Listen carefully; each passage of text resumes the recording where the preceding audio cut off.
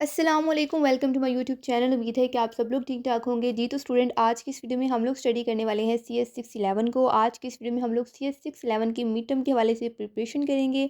आज के इस वीडियो में हम लोग सी एस 611 के पार्ट 2 को शेयर करने वाले हैं। पार्ट 1 हम ऑलरेडी शेयर कर चुके हैं मैं आप लोगों के साथ। तो उस वीडियो का जो लिंक है मैं आप लोगों को डिस्क्रिप्शन में दे दूँगी। आप लोग वो वाली वीडियो भी एक बार ज़रूर देख लीजिएगा, ठीक है?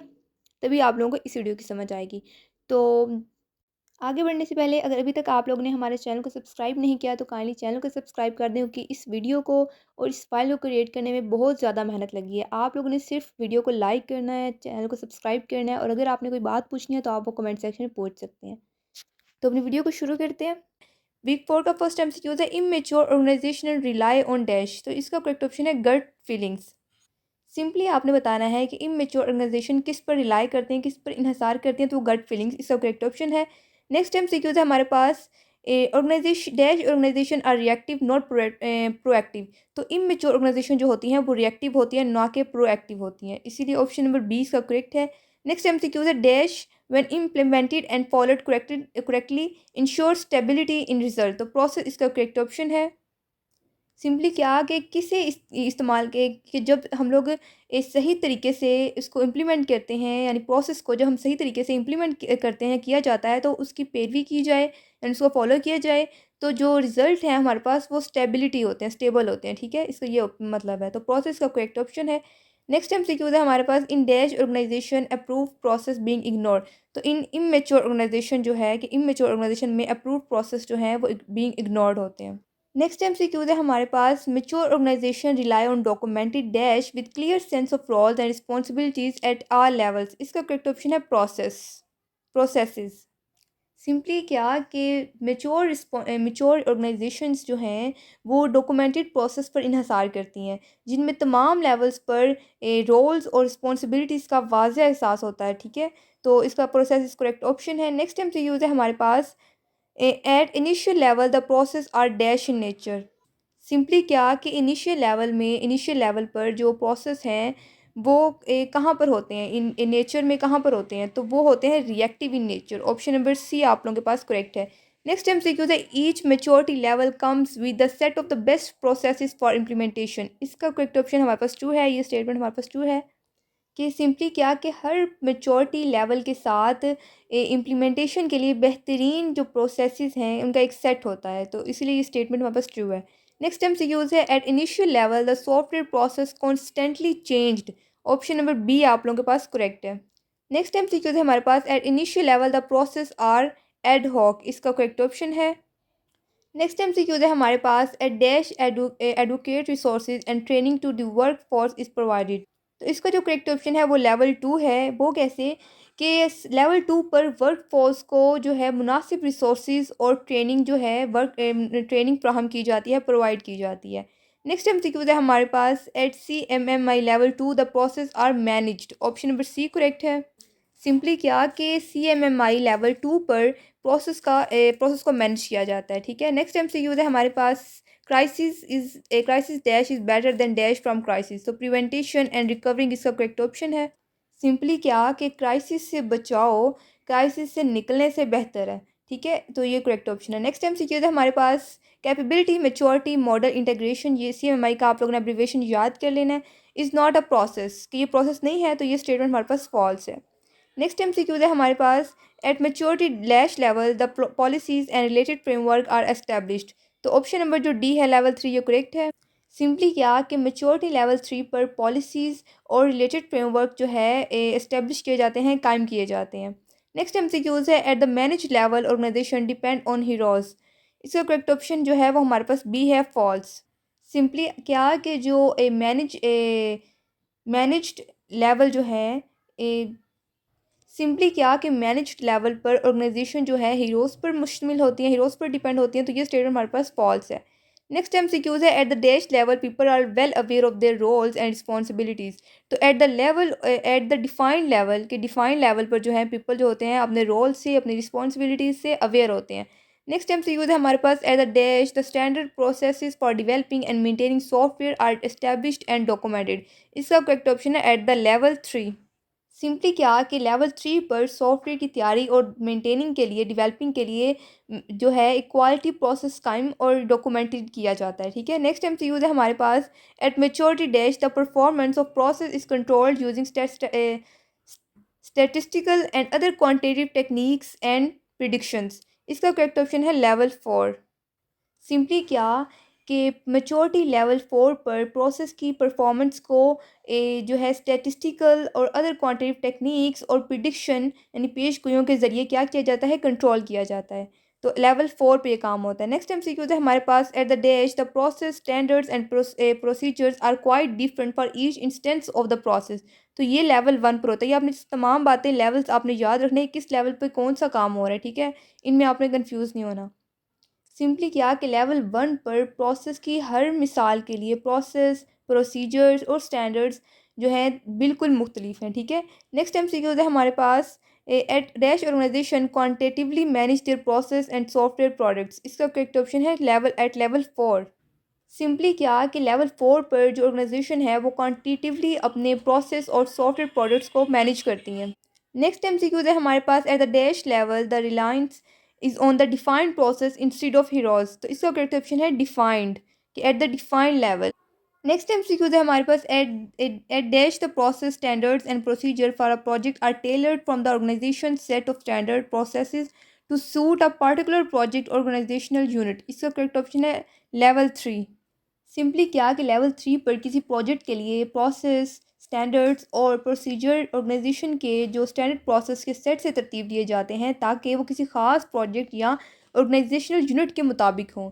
ठीक है, नेक्स्ट एमसीक्यू है हमारे पास। A critical distinction between maturity dash is the predictability of process performance. इसका करेक्ट ऑप्शन है लेवल 2 एंड 3। सिंपली क्या कि मेच्योरिटी लेवल 2 और 3 के दरमियान एक अहम फ़र्क प्रोसेस की परफॉर्मेंस की में जो प्रिडिक्शन है यानी पेश गोई है। ठीक है, नेक्स्ट एमसीक्यू है हमारे पास। There are dash capability level, so there are 5 capabilities level. तो ये आप लोगों ने याद रखना है।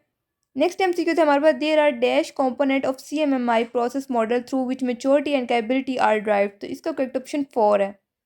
सिंपली क्या कि सीएमएमआई प्रोसेस मॉडल के 4 जो कंपोनेंट्स हैं जिनके ज़रिए हम लोग मैच्योरिटी और कैपेबिलिटी जो है मैच्योरिटी और कैपेबिलिटी हासिल की जाती है। ठीक है, नेक्स्ट एमसीक्यूज़ है। This is the dash level where the focus is on continuous process improvement. तो इसका करेक्ट ऑप्शन है ऑप्टिमाइज्ड। सिंपली क्या कि ये ऑप्टिमाइज्ड लेवल है जहाँ मुसलसल प्रोसेस की बेहतरी पर तवज्जो दी जाती है। ठीक है, यानी उसकी इम्प्रूवमेंट पर तवज्जो दी जाती है, उस पर फोकस किया जाता है। नेक्स्ट एमसीक्यूज है हमारे पास। Organization at dash level earn the ability to proactively evaluate the process in order to avoid the defects. इसका करेक्ट ऑप्शन है डिफाइंड। नेक्स्ट एमसीक्यूज है हमारे पास। The dash focus on two thing addressing special causes of variation and providing statistical predictability of the result. तो ये है इसका correct option level 4। Next MCQ है हमारे पास। The dash address common cause of variation and change the process to improve performance and maintain the statistical predictability. तो इसका correct option है लेवल 5। नेक्स्ट एमसीक्यू है हमारे पास। The dash level in each process area is achieved in increment. इसका correct option है defined. The defined level in each process area is achieved in increment. Next MCQ है हमारे पास। The dash is all about striving for continuous improvements in the process capability and process performance. इसका correct option है level 5। Simply क्या कि जो level 5 है process की परफॉर्मेंस और प्रोसेस की कैपेबिलिटी में मुसलसल इम्प्रूवमेंट लाने से मुतालिक है। ठीक है, नेक्स्ट हमारे पास है। अब हमारे यहाँ से वीक 5 स्टार्ट हो गया है। नेक्स्ट हमारे पास एमसीक्यूज है। As per dash definition engineering process areas cover the development and maintenance activities that are shared across engineering discipline. इसका जो करेक्ट ऑप्शन है वो है एज पर सीएमएमआई डेफिनेशन। सिंपल वर्डिंग में जो सीएमएमआई की डेफिनेशन के मुताबिक इंजीनियरिंग प्रोसेस एरियाज़ जो हैं उन डेवलपमेंट और मेंटेनेंस एक्टिविटीज़ को है कवर करती हैं जो मुख्तलिफ इंजीनियरिंग डिसिप्लिन्स के दरमियान शेयर होती है। ठीक है, नेक्स्ट एमसीक्यू है हमारे पास। Dash first evaluate the existing process define what a process should be and then provide suggestion for improvement. तो इसका करेक्ट ऑप्शन है पीईजी यानी कि ईपीजी इंजीनियरिंग प्रोसेस ग्रुप। आपने इसका एब्रीवेशन भी याद कर लेना है। सिंपली क्या कि एपीजी का करेक्ट ऑप्शन है कि ईपीजी जो यानी कि इंजीनियरिंग प्रोसेस ग्रुप सबसे पहले क्या करता है, एग्जिस्टिंग प्रोसेस को एवेलुएट करता है यानी कि उसका जायज़ा लेता है एग्जिस्टिंग प्रोसेस का। फिर वो ये तारीफ़ करता है कि प्रोसेस क्या होना चाहिए, कि what a process should be, and then और फिर जो है वो हमें प्रोवाइड करता है, और फिर वो इम्प्रूवमेंट के लिए जो है हमें सजेशंस प्रोवाइड करता है, ठीक है। नेक्स्ट एमसीक्यूज है हमारे पास, the major purpose of the engineering process group is to improve the process throughout the organization. आपने बताना है क्या ये स्टेटमेंट ट्रू है, ये फॉल्स। सिंपली इस स्टेटमेंट में क्या है कि इंजीनियरिंग प्रोसेस ग्रुप का जो मेजर पर्पस है वो ऑर्गेनाइजेशन भर में यानी थ्रू आउट द ऑर्गेनाइजेशन में प्रोसेस को बेहतर बनाना है, उसको इम्प्रूव करना है। तो जी ये बिल्कुल स्टेटमेंट ट्रू है। ऑप्शन नंबर ए आप लोगों के पास करेक्ट है। नेक्स्ट एमसीक्यू है हमारे पास, PAT teams are consisting of dash from throughout the organizations. Simply क्या कि जो पीएटी टीम्स हैं वो तमाम जो ऑर्गेनाइजेशन के किन जो है कि स्टाफ पर मुश्तमिल है। तो टेक्निकल स्टाफ इसका करेक्ट ऑप्शन है कि पीएटी टीम्स तमाम ऑर्गेनाइजेशन के टेक्निकल स्टाफ पर मुश्तमिल है। नेक्स्ट एमसीक्यू है हमारे पास, PAT is responsible for implementation of improvement initiatives activities in specific process area. इसका करेक्ट ऑप्शन है ट्रू, क्योंकि ये स्टेटमेंट हमारे पास बिल्कुल ट्रू है। सिंपली क्या कि पीएटी जो है स्पेसिफिक प्रोसेस एरिया के एरिया में जो है इम्प्रूवमेंट इनिशिएटिव एक्टिविटीज़ की इम्प्लीमेंटेशन के लिए जो है ज़िम्मेदार है, रिस्पॉन्सिबल है, इसीलिए स्टेटमेंट ट्रू है हमारे पास। नेक्स्ट हमारे पास जो एमसीक्यूज़ है वो है, a PAT does not help in standardization of artifacts. Simply आपने बताना है क्या ये स्टेटमेंट ट्रू है कि फॉल्स की जो पीएटी है वो आर्टिफैक्ट्स की म्यारी यानी आर्टिफैक्ट्स की स्टैंडर्डाइजेशन में मदद नहीं करता। तो ये स्टेटमेंट हमारे पास फॉल्स है, मदद करता है। नेक्स्ट एमसीक्यूज़ है, the major purpose of dash is to ensure alignment between the requirements project plans and the final output.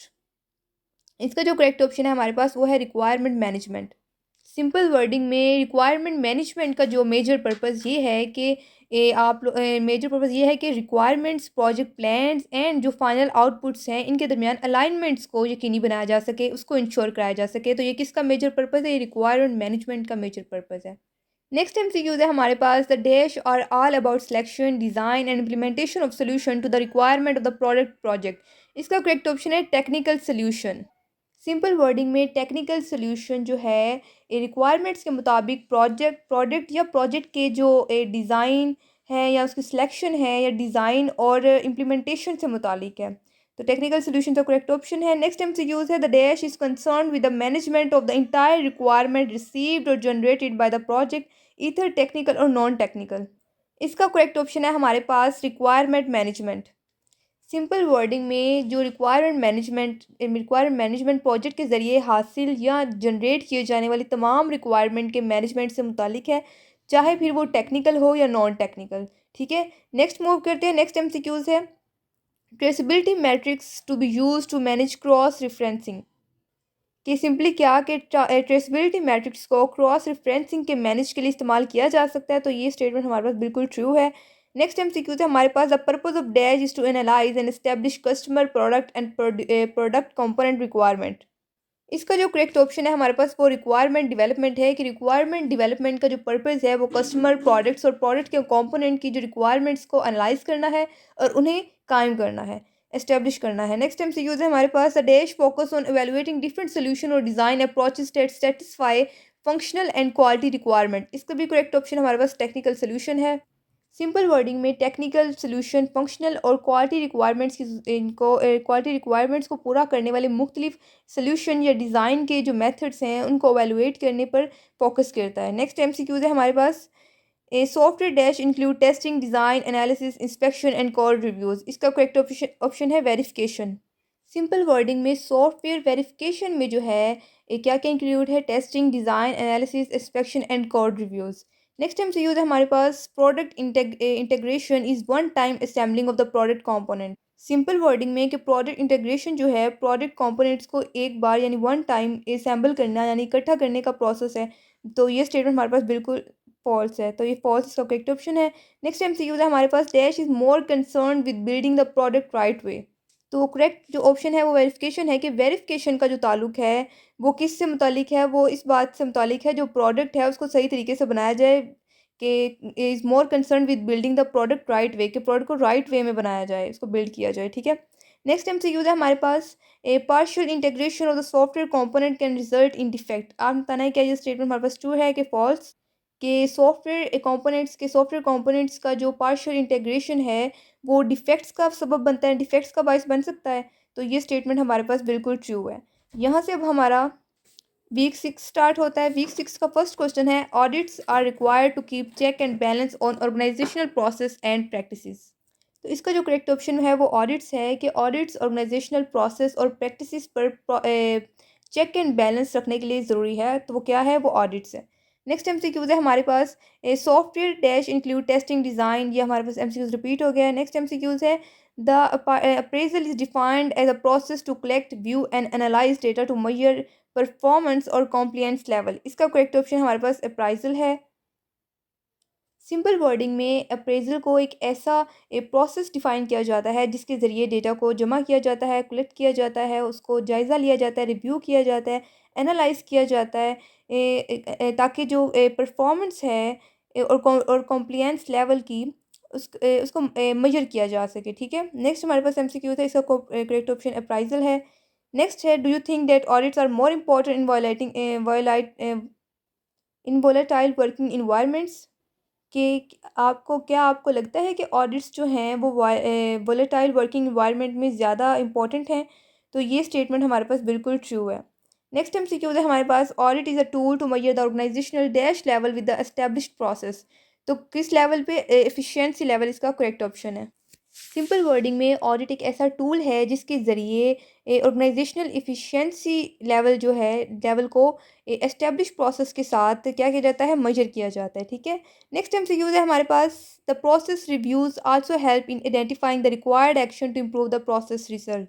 Simply आपने बताना है क्या ये स्टेटमेंट ट्रू है कि फॉल्स। तो ये स्टेटमेंट हमारे पास फॉल्स है। वो कैसे, कि प्रोसेस रिव्यूज़ जो प्रोसेस रिव्यूज़ भी प्रोसेस के रिज़ल्ट को बेहतर बनाने के लिए ज़रूरी इकदामात की निशानदेही करने मत देते हैं, तो नहीं देते ये। ठीक है, इसलिए इसका जो स्टेटमेंट फॉल्स है ये करेक्ट है। नेक्स्ट एमसीक्यूज है हमारे पास, through dash organization define what to review and when to review. So इसका ऑप्शन नंबर जो रिव्यू पॉलिसी है ये करेक्ट है, कि थ्रू रिव्यू पॉलिसी, के रिव्यू पॉलिसी के through organization define what to review and when to review, कि जो ऑर्गेनाइजेशन है वो ये जायज़ा ये डिफ़ाइन करती है कि क्या रिव्यू किया जाएगा और कब रिव्यू किया जाएगा। ठीक है, तो रिव्यू पॉलिसी के थ्रू ये काम होता है। नेक्स्ट एमसीक्यूज़ है हमारे पास, the frequency of process audit depends upon many factor but usually it's weekly. क्या स्टेटमेंट ट्रू है कि फॉल्स? तो ये स्टेटमेंट हमारे पास फॉल्स है। सिंपली क्या, कि प्रोसेस ऑडिट की जो फ्रीक्वेंसी है वो कई फैक्टर्स पर डिपेंडेंट होती है, लेकिन यूजली ये जो है वीकली होती है। क्या ये स्टेटमेंट ट्रू है कि फॉल्स? तो ये फॉल्स स्टेटमेंट है। नेक्स्ट एमसीक्यू है हमारे पास, the process is dash without review. तो द प्रोसेस इज यूजलेस, अगर विदाउट रिव्यू हो तो वो प्रोसेस हमारे पास यूजलेस होता है।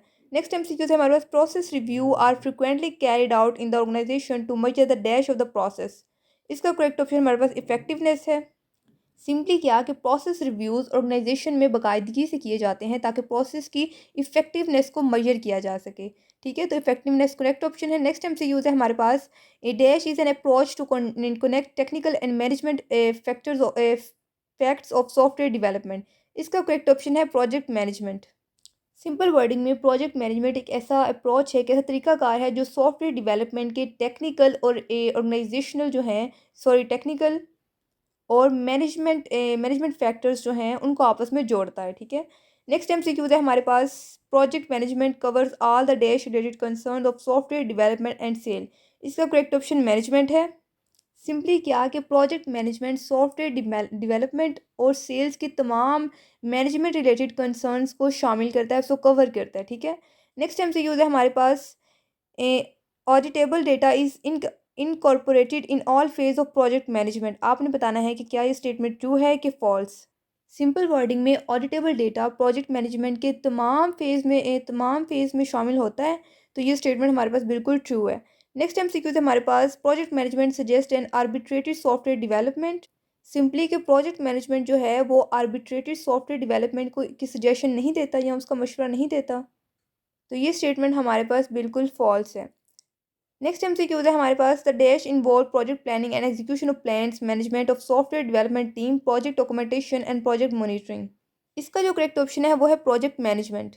सिंपल वर्डिंग में कि प्रोजेक्ट मैनेजमेंट में क्या क्या इन्वॉल्व होता है, तो प्रोजेक्ट प्लानिंग में प्रोजेक्ट की प्लानिंग और एग्जीक्यूशन ऑफ प्लान्स इन्वॉल्व होता है, management of software development team, यानी कि सॉफ्टवेयर डेवलपमेंट टीम्स को मैनेज किया जाता है, उसका इंतज़ाम किया जाता है, और प्रोजेक्ट की डॉक्यूमेंटेशन और प्रोजेक्ट की जो निगरानी है, उसकी मॉनिटरिंग है, वो तमाम चीज़ें जो हैं प्रोजेक्ट मैनेजमेंट में इन्वॉल्व हैं, उसमें शामिल हैं। ठीक है, यहाँ तक हमारा जो थे ऑब्जेक्टिव पार्ट कंप्लीट हो चुका है। जी, तो अब हमारा सब्जेक्टिव पार्ट स्टार्ट होता है, तो मैं आप लोगों से सब्जेक्टिव क्वेश्चन शेयर कर देती हूँ। ये जो क्वेश्चन मैं आपके साथ शेयर कर रही हूँ, ये आपसे शॉर्ट क्वेश्चन में भी पूछे जा सकते हैं और लॉन्ग क्वेश्चन में भी पूछे जा सकते हैं, ठीक है? तो मैं ये आप लोगों के साथ बस शेयर कर रही हूँ, आप लोगों ने इन्हें ध्यान से याद कर लेना है, इन्हें पढ़ लेना है और समझ लेना है। बाकी मैंने आपको एमसीक्यूज़ में डिटेल से समझा दी है, बाकी ये वही बातें रिपीट हो रही हैं, ठीक है? तो सबसे पहला क्वेश्चन क्या है कि व्हाट इज़ सॉफ्टवेयर क्वालिटी, और फिर आप लोगों ने इनके फैक्टर्स आप लोगों ने इसकी ज़रूर याद करने हैं। ये जो 6 फैक्टर्स हैं, ये आप लोगों से शॉर्ट क्वेश्चन में पूछे जा सकते हैं और लॉन्ग में पूछे जा सकते हैं, ठीक है? फंक्शनैलिटी, रिलायबिलिटी, यूज़बिलिटी और इनके आगे से इनका जो फंक्शन है आपने वो भी याद करने हैं, ठीक है? नेक्स्ट मूव करते हैं। नेक्स्ट क्वेश्चन क्या है कि producer in software quality assurance, QA का क्वेश्चन आपसे पूछा जा सकता है कि इस क्यूए का सॉफ्टवेयर में क्या काम है और क्या काम करता है, ठीक है? नेक्स्ट मूव करते हैं। नेक्स्ट क्वेश्चन है what is of the shelf product. Of the shelf product से रिलेटेड ये मैंने एज़ इट इज़ आप लोगों का जो है कॉपी पेस्ट नहीं किया आप लोगों के हैंड आउट से, ठीक है? बहुत ही सिंपल वर्डिंग में आप लोगों के साथ मैंने शेयर किए हैं ये क्वेश्चन। नेक्स्ट मूव करते हैं। नेक्स्ट क्वेश्चन है how many top level quality characteristic in ISO 9126 in software quality assurance. Next हमारे पास जो क्वेश्चन है वो है, ये आप लोगों ने फिर से देखें, ये वही चीज़ें हैं, यूजेबिलिटी, रिलायबिलिटी, एफिशिएंसी। आप वो वाला भी याद कर सकते हैं और नीचे वाला भी याद कर सकते हैं जो आपको ईजी लगे। नेक्स्ट है व्हाट इज़ एरर। एरर आपने याद करना है कि error is a human action that produced. ये आप लोग इस बार असाइनमेंट में भी क्वेश्चन आया था सेंटेक्स एरर का और सिमेंटिक एरर का, ठीक है? तो ये आप शॉर्ट में भी याद कर सकते हैं और लॉन्ग में भी कर सकते हैं। मैंने बहुत ही छोटे आप लोगों के साथ क्वेश्चन शेयर किए हैं, बिल्कुल आसान वर्डिंग में और सिंपल वर्डिंग में आप लोगों के साथ शेयर किए हैं। नेक्स्ट मूव करते हैं एग्जाम्पल ऑफ एरर। ये देखें सेम वही आ गया, सिमेंटिक एरर, करेक्टेड वर्जन, ये आप लोग देख लीजिएगा। नेक्स्ट है what is defect. Error, defect, इनमें आप लोगों ने डिफरेंट याद करना है कि इनमें क्या डिफरेंस है। नेक्स्ट है एग्जाम्पल ऑफ डिफेक्ट्स, जैसे यूज़र एक्सपेक्टेशन या सॉफ्टवेयर डिफेक्ट, ये भी आपने देख लेना एक दफ़ा। उसके बाद है व्हाट इज़ बग। बग क्या होता है? तो बग, डिफेक्ट और एरर और फॉल्ट, ये चार चीज़ें हैं। इनके क्वेश्चन में भी पूछी जा सकती हैं आपसे, इन चारों चारों में से, और इनका कंपैरिजन पूछा जा सकता है, इनमें डिफरेंस पूछा जा सकता है, इनसे शॉर्ट क्वेश्चन पूछा जा सकता है और एज अ लॉन्ग भी पूछा जा सकता है। तो फॉल्ट, बग और एरर और जो एक और चीज़ थी, वो ये चारों चीज़ें जो हैं आप लोग अच्छे से देख के जानी है, ठीक है? फॉल्ट भी आप लोग देख लीजिएगा, क्या fault is an incorrect step, process और डेटा डेफिनेशन है computer program that can lead to failure. इसके बाद फॉल्ट की भी एग्जाम्पल आप लोगों के साथ शेयर की गई हैं। ये फॉल्ट की एक एग्जाम, ये फॉल्ट की एग्जांपल होगी। नेक्स्ट मूव करते हैं। नेक्स्ट हमारे पास है व्हाट इज़ फेलियर। जी, तो ये फेलियर भी आप लोगों ने याद करना है। फेलियर में, फॉल्ट में, एरर में, बग में, तो ये इनमें क्या मतलब डिफरेंस है, ठीक है? ये चीज़ें आपने याद रखनी है।